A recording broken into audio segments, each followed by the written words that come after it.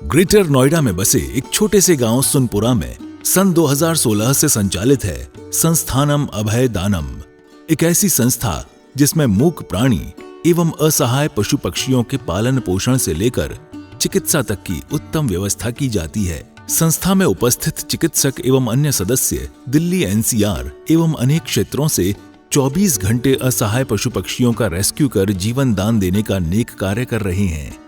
संस्था में ज्ञान दानम गुरुकुल भी चलाया जा रहा है, जहां छोटे बच्चों को लौकिक शिक्षा के साथ जैन धर्म एवं जीवन उपयोगी संस्कार भी दिए जा रहे हैं। शिक्षा ही नहीं बल्कि बच्चों के रहने एवं खाने की भी निःशुल्क व्यवस्था की जाती है। इनके साथ ही संस्थान में औषधानम आयुर्वेदिक एवं प्राकृतिक चिकित्सा केंद्र में चिकित्सकों के परामर्श से लोगों का उपचार निःशुल्क किया जाता है। संस्था में हथकरघा एवं हस्तशिल्प प्रशिक्षण केंद्र भी संचालित है, जिसमें युवाओं को विभिन्न कलाओं का निःशुल्क प्रशिक्षण प्रदान किया जा रहा है। सन 2017 में इस परिसर में श्री दिगंबर जैन मंदिर की स्थापना भी की गई, जहां अरिहंतगिरी तमिलनाडु से लाई गई मूलनायक भगवान शांतिनाथ की मनोहारी प्रतिमा लगभग 500 वर्ष प्राचीन है। प्रतिमा इतनी निराली है कि हर कोई इन पर मोहित हो जाता है। मंदिर जी में प्रतिदिन प्रभु का अभिषेक, शांति धारा एवं पूजन होता है। वर्तमान में पशुजन्य दुग्ध पदार्थ क्रूरता मुक्त न होने के कारण यहाँ अभिषेक हेतु वनस्पति जन्य विकल्पों जैसे कि नारियल जल, पुष्प एवं फलों के रसों का प्रयोग किया जाता है। क्षेत्र पर हस्तलिखित पांडुलिपि संग्रहालय, जैन वीगन ऑर्गेनिक भोजनालय, गुरुकुल निर्माण का कार्य निरंतर चल रहा है। यदि आप भी ऐसे मनमोहक स्थान संस्थानम अभयदानम के किसी भी कार्य एवं क्षेत्र में सहयोग देना चाहते हैं तो संपर्क करें 9868356946 9329322040। आचार्य श्री उमा स्वामी विरचित तत्वार्थ सूत्र पाठशाला। मंगल आशीर्वाद परम पूज्य आचार्य श्री 108 श्रुत सागर जी महाराज, परम पूज्य आचार्य श्री 108 प्रमुख सागर जी महाराज। प्रेरणा स्रोत परम पूज्य मुनि श्री 108 प्रणम्य सागर जी महाराज एवं परम पूज्य पाठशाला प्रणेता मुनि श्री 108 हनुमान सागर जी महाराज। नमन करता स्वर्गीय श्री उमाशंकर जैन गाजियाबाद वाले।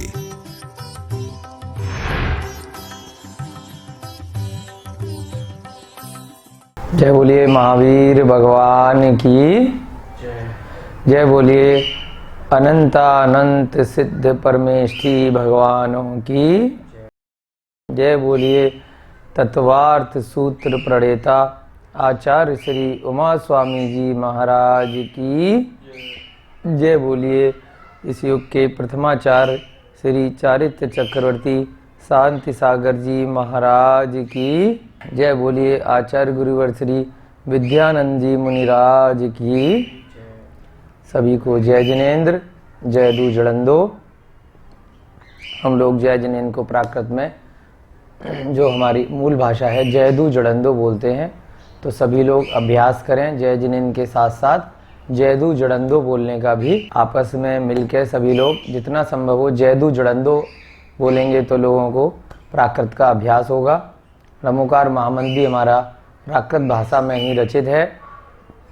हमारे आगम के जितने भी ग्रंथ हैं वो सभी अधिकांश प्राकृत में है। ऐसा कहा जाता है कि तत्वार्थ सूत्र जब प्राकृत के बाद में संस्कृत का चलन बढ़ा तो संस्कृत भाषा में लिखित पहला जैन धर्म का ग्रंथ है। उससे पहले के सभी ग्रंथ मुख्यतः प्राकृत के ही हैं। मूल जो आगम जिनको पूर्वाचार्यों द्वारा रचित बताते हैं, हमने जो प्राकृत की कक्षाएं लगाई हैं उसमें इस बात को बहुत डिटेल से बताया है आप सभी को। चलिए शुरू करते हैं अपनी तत्वार्थ सूत्र की कक्षा को आगे बढ़ाते हैं। आज आपकी 21वीं कक्षा है और द्वितीय अध्याय आपका चल रहा है। 21वीं कक्षा है आज। मोहनीय कर्म आपने सीखा था दूसरे अध्याय के लिए। रेफरेंस में 8 प्रकार के कर्म हमने कल देखे थे, जो डिटेल में आपको 8वें अध्याय में आचार्य महाराज बताएंगे, जिनमें से 4 कर्म तो घातियाँ हैं। घातिया का मतलब होता है जिनका अभ्यास के द्वारा हम सबको घात करना है, यानी कि नष्ट करना है।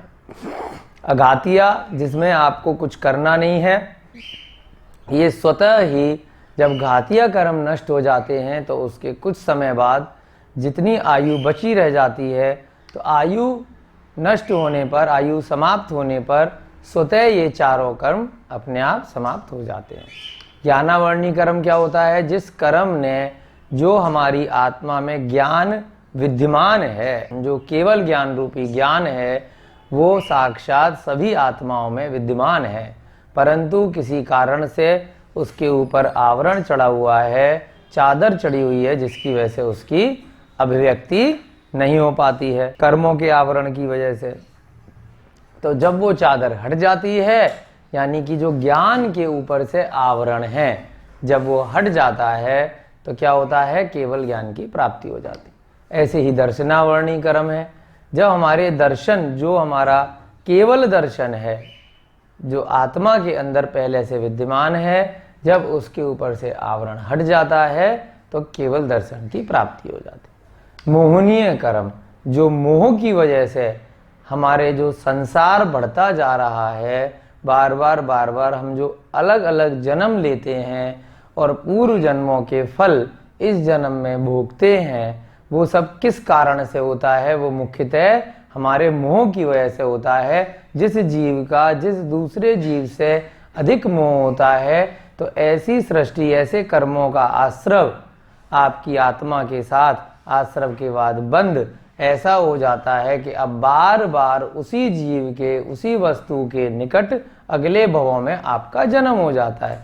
तो राग और द्वेष की वजह से ये कर्म आपकी आत्मा में आकर चिपक जाते हैं। हम हरेक जन्म में उन्हीं जीवों के इर्द गिर्द घूमते रहते हैं जिनसे हमारा या तो राग था या द्वेष। तो जब हम इन राग और द्वेष की समाप्ति करते हैं तो मोहनीय कर्म नष्ट हो जाता है। ये जो मोहनीय कर्म है, इसी को ही मुख्यतः नष्ट करने के लिए कहा गया है कि हमें रति खत्म करनी है, अरति खत्म करनी है, हास्य, शोक, भय, जुगुप्सा, स्त्रीवेद, पुरुषवेद और नपुंसकवेद, और चारों प्रकार की कसाय जो अनंत संसार से हमने बांध रखी थी, अप्रत्याख्यान रूपी हमने कषाय बांध ली, प्रत्याख्यान रूपी बांध ली और संजुलन रूपी बांध ली। ये गुण स्थान में जैसे जैसे जीव आगे आगे बढ़ता जाता है तो ये कषाय कम होती जाती हैं।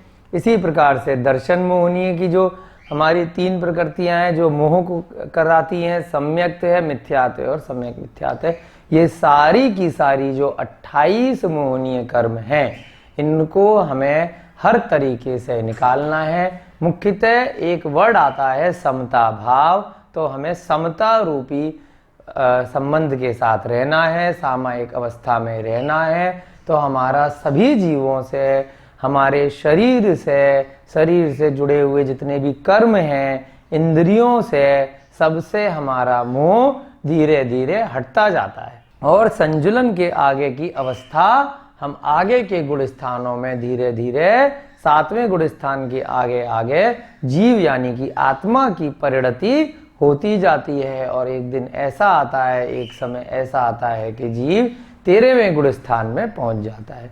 13वें गुण स्थान का मतलब होता है कि उसके ये मोहनीय कर्म एक तरह से पूरी तरह से क्षीण मोह हो जाता है।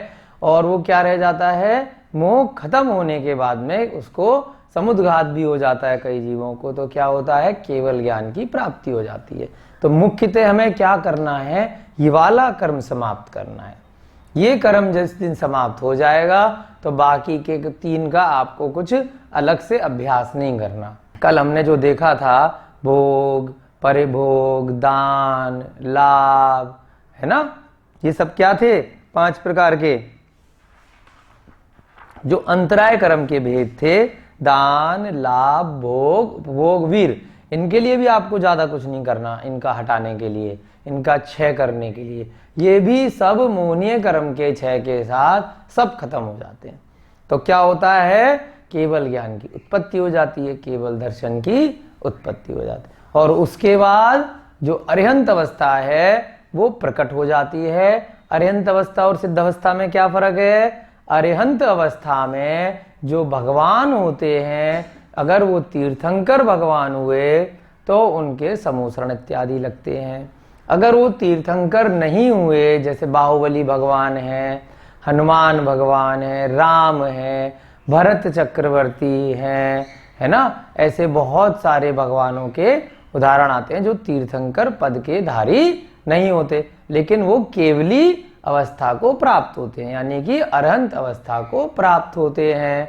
तो उस समय क्या होता है, वो केवल ज्ञान तो उनको हो जाता है, पर उनका समूसरण इत्यादि नहीं लगता। किसी किसी केवली की गंधकुटी इत्यादि लगती है, यानी कि छोटा समूसरण लग सकता है जब वो प्रवचन इत्यादि दें। तो वो सभी क्या होते हैं, भगवान तो हैं, गुणों में तो सब बराबर हैं, परंतु उनको अभी एक पद नहीं मिला तीर्थंकर का। उसके बाद चाहे वो तीर्थंकर हो या आम केवली हो, जब उनका आयु मान लीजिए कि किसी जीव को 60 साल की अवस्था में केवल ज्ञान की प्राप्ति हो गई और 90 साल की अवस्था में उनकी अभी मोक्ष होना है, यानी कि 30 साल जो रह गए 90 और 60 के बीच में, तब वो क्या करेंगे, तब वो अपना प्रवचन इत्यादि उनकी है तो देंगे।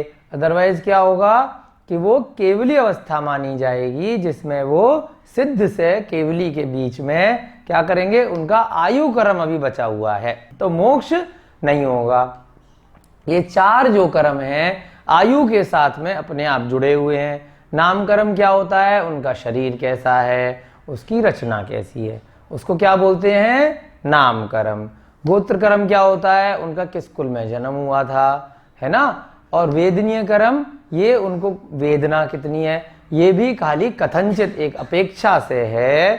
अदरवाइज जब केवल ज्ञान हो जाता है उसके बाद उनको किसी प्रकार की वेदना, न भूख की वेदना होती है, ना आप उसको कोई सुई चुबाओगे जीव को, वैसे तो चुबा नहीं सकते हम केवली भगवान को, लेकिन एक अपेक्षा से कि कहा जाता है कि वेदनीय कर्म बचा हुआ है, परंतु उन्हें किसी प्रकार की कोई वेदना, न भूख की वेदना होती है, न तृष्णा होती है, उन्हें किसी प्रकार का कोई कष्ट नहीं होता है। केवल ज्ञान से पहले तक तो बहुत सारी चीजें, उनकी अवस्था अलग अलग हो सकती हैं जीव की परिणति के अनुसार। तो ये 4, अब क्या समझ में आया आपको, क्यों एग्जाम्पल दिया हमने। अरहंत भगवानों में और सिद्ध भगवानों में अंतर होता है, बहुत लोग नहीं समझ पाते हैं। अरहंत क्या हुए, जब उनके 4 कर्म नष्ट हो गए परंतु आयु शेष है। बहुत सारे भगवानों के केस में अरिहंत और सिद्ध अवस्था बहुत जल्दी प्रकट हो जाती है। जैसे आपने उदाहरण सुना होगा 5 पांडवों का, उनमें से 3 पांडव अर्जुन, युधिष्ठिर और भीम, उन तीनों के साथ क्या हुआ, उनको जलते हुए कड़े पहना दिए गए जब वो अपने ध्यान मग्न थे। 5 को डाले गए, तो 5 में से जो नकुल सहदेव थे उनको छोड़कर कौन कौन से, युधिष्ठिर, भीम और अर्जुन। भाई तुरंत क्या हुआ, उसी समय उनको केवल ज्ञान की प्राप्ति भी हो गई, लेकिन क्या हुआ, क्योंकि शरीर जल गया तो उसी समय उनको मोक्ष की भी प्राप्ति हो गई। तो साथ साथ दोनों चीज हो गई फटाफट से, कुछ ही समय के अंतर में। तो उनमें बहुत कम अंतराल होता है। अरहंत अवस्था के साथ बहुत सारे जीवों को तुरंत ही सिद्ध अवस्था भी प्राप्त हो जाती है अगर आयु कर्म खत्म हो जाता है। कई जीवों के साथ आयु कर्म बचा रह जाता है, तो क्या होता है, उस अवस्था में वो इसी संसार में रहते हैं, बट उन्हीं से हमें प्रयोजन है मुख्य रूप से। क्यों भाई, सिद्ध भगवान जो ऊपर चले गए वो आके यहाँ प्रवचन इत्यादि नहीं देंगे, है ना, वो तो गए, वो वहां से नहीं आने बताने कि भैया ये ग्रंथ होते हैं, ऐसे इनको पढ़ना है।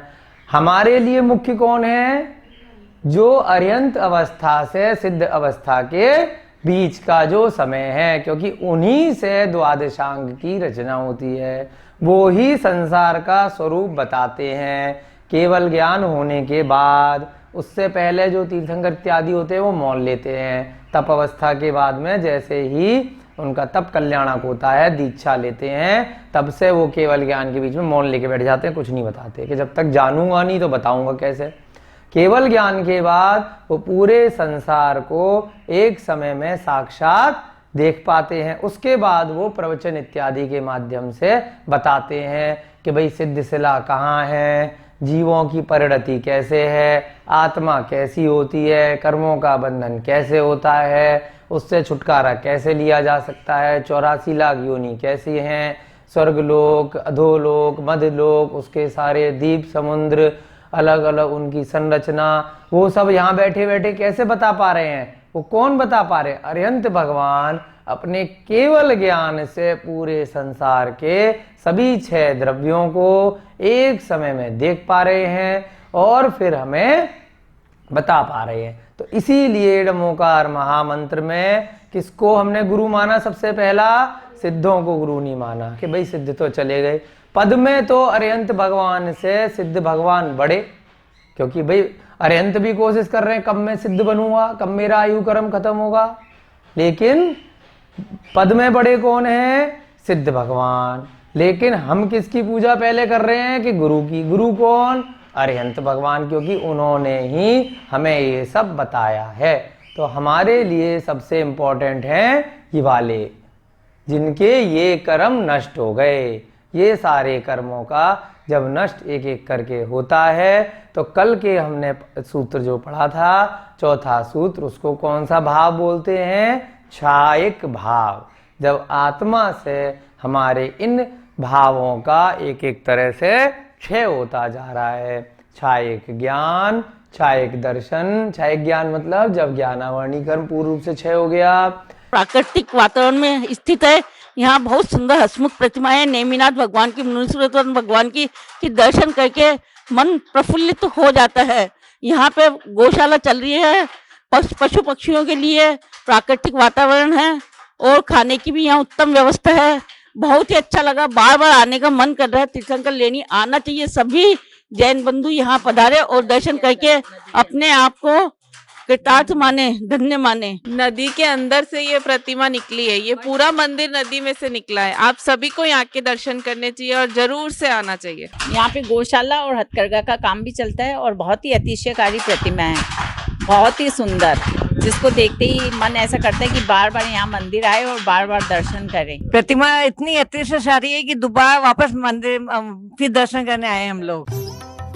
आचार्य श्री उमा स्वामी विरचित तत्वार्थ सूत्र पाठशाला। मंगल आशीर्वाद परम पूज्य आचार्य श्री 108 श्रुत सागर जी महाराज, परम पूज्य आचार्य श्री 108 प्रमुख सागर जी महाराज। प्रेरणा स्रोत परम पूज्य मुनि श्री 108 प्रणम्य सागर जी महाराज एवं परम पूज्य पाठशाला प्रणेता मुनि श्री 108 हनुमान सागर जी महाराज। नमन करता स्वर्गीय श्री उमाशंकर जैन गाजियाबाद वाले। प्रायोजक ज्ञान दानम गुरुकुल।